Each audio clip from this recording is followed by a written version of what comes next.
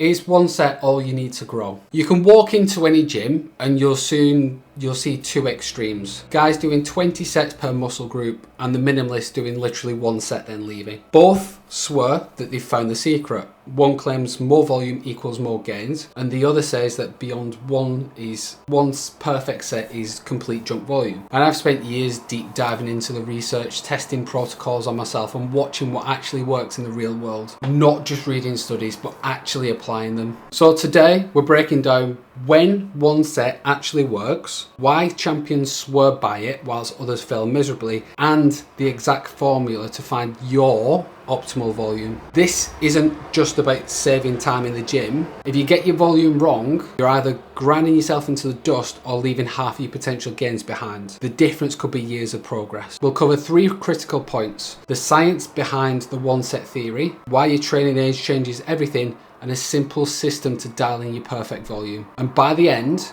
you'll know exactly how many sets that you need. The answer might completely flip your current program. So let's start with where this whole debate came from. The one set philosophy started with Arthur Jones and Nautilus training. It exploded with Mike Mentzer's heavy duty, and then Dorian Yates took it mainstream, although they were all slightly different. Their argument is bulletproof on paper.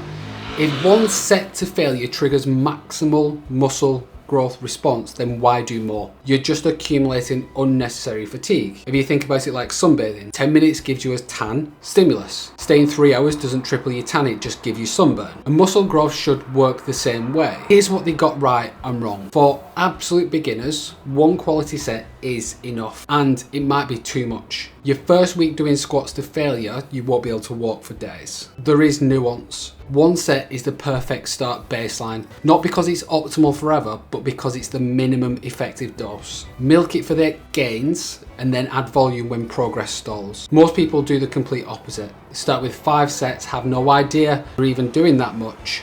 But why did legends build incredible physiques with one set? Dorian Yates, the 6-time Mr. Olympia, Mike Mentzer, revolutionary bodybuilder, both preached one set, both built in the same physiques. But if you watch footage of how these guys trained, that one set didn't just hit failure, it was completely obliterated. Forced reps with spotters, negative only reps, drop sets until the bar felt impossible, and rest pauses until complete muscular exhaustion. Their one set generated more growth stimulus than most people's entire workouts. So here's the key: these guys had extraordinary recovery abilities and years of building their intensity tolerance. They trained at a level that most people would be buried.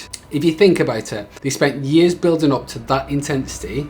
You can't just walk in the gym and just replicate it. It's like trying to sprint at Olympic pace without the conditioning. Most importantly, 99% of people can't generate that intensity. If you think you're training hard, these guys redefine the word. What feels like failure to do was just their warm-up. Plus, they had perfect form, ideal biomechanics, and zero wasted motion, so every rep was surgical precision at maximum intensity. So what does modern research actually show? There's dozens of volumes that have examined this question, meta-analysis comparing single versus multiple sets across thousands of participants. And here's the breakdown. One set gets you roughly 60 to 65% of maximal possible gain. A decent return on investment. 2 sets, you're up to about 80 to 85%, and 3 sets is 90 to 95%. 4 to 5 sets, you're approaching 100% of achievable growth from that session. But here's where most people mess up, because more isn't better. If you push beyond 5 to 6 hard sets per exercise, you hit jug volume. Those extra sets don't just waste time, impair recovery and reduce growth. The sweet spot for most lifters is around about 10 sets, up to 20, split across 2 to 3 sessions. But intensity changes everything. Training to complete failure, stay on the lower end, like 10 maximum. If you're leaving 2 to 3 reps in reserve, you need 15 to 20 sets to compensate. It's like running, sprints for 10 minutes or jogs for 30. Same cardiovascular stimulus, but different approaches. And if this changes everything about programming, and you want to know more game-changing insights, then hit subscribe, because I'll break down what actually works, not what sounds good on paper. So let's talk about that recovery capacity. The one set advocates had something most people don't: exceptional recovery capacity. And I'm not just talking about sleep. Recovery isn't just about rest. It's about sleep quality, stress management, nutrition timing, hydration, and other genetic factors. Some people can recover from brutal workouts in 48 hours. Some others may need a week. The champions promoting minimalist volume, they've maximized every recoverable variable. Perfect nutrition, low stress life, ideal sleep, and often superior genetics for recovery. And your optimal volume depends on your recovery capacity. Superior recovery is 8 hours plus sleep, low stress, and perfect nutrition. And you can handle the higher intensities with moderate volumes. 3 to 5 brutal sets might be perfect for you. If your average recovery is 6 to 7 hours and normal stress, you may need a more moderate intensity and moderate volume, so 4 to 6 sets at a P7 or 8, leaving 2 to 3 reps in reserve. And if you've got compromised recovery, you're going to need lower intensity and lower volume. 2 to 3 sets, focusing on form and consistency. The mistake is that copying someone's volume without matching their recovery capacity is a recipe for disaster. So here's how to find your sweet spot. Forget copying someone's program. Here's a systematic approach to find your optimal volume. Most people guess. They do what their favorite YouTuber does, follow the gym buddy, or stick with whatever they started years ago. Meanwhile, they wonder why progress has stalled.